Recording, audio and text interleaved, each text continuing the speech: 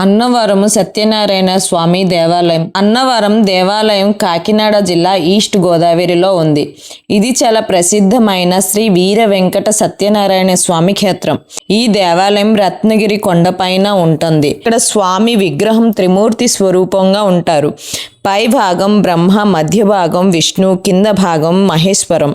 ఇక్కడికి వచ్చిన వాళ్ళు సత్యనారాయణ స్వామి వ్రతం చేసుకుంటారు. కొంతమంది స్వామిని దర్శనం చేసి వెళ్తూ ఉంటారు. కొంతమంది మెట్లు మార్గంలో స్వామికి దర్శనం చేసుకుంటారు. ఇక్కడ మొక్కులు ఉన్న వాళ్ళు ఇక్కడికి వచ్చి పెళ్లిళ్ళు కూడా చేసుకుంటారు.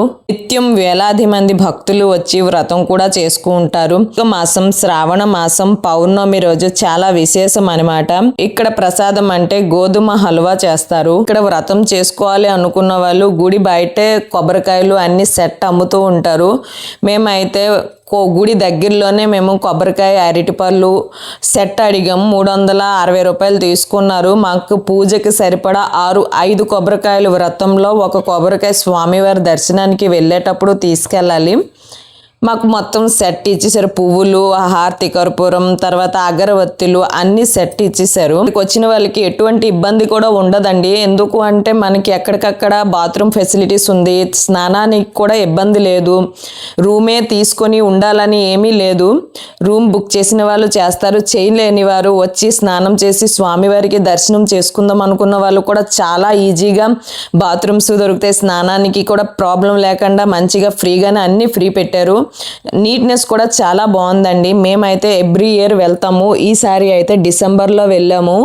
అది కూడా అనుకోకుండా వెళ్ళడం జరిగింది.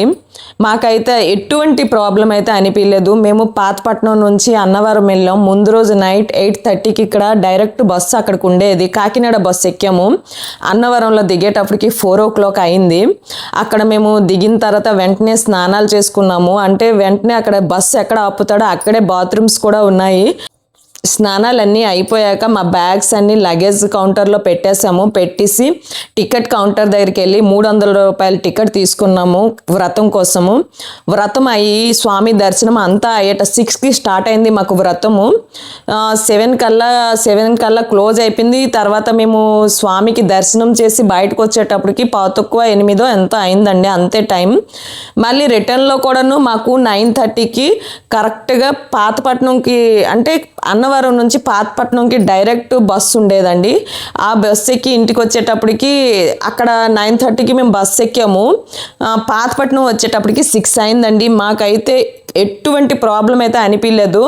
ఎవరైనా పాతపట్నం నుంచి అన్నవరం వెళ్ళాలి అనుకున్న వాళ్ళు ఇక్కడ మనకి నైట్ 8:30కి కాకినాడ బస్సు ఉంటుంది.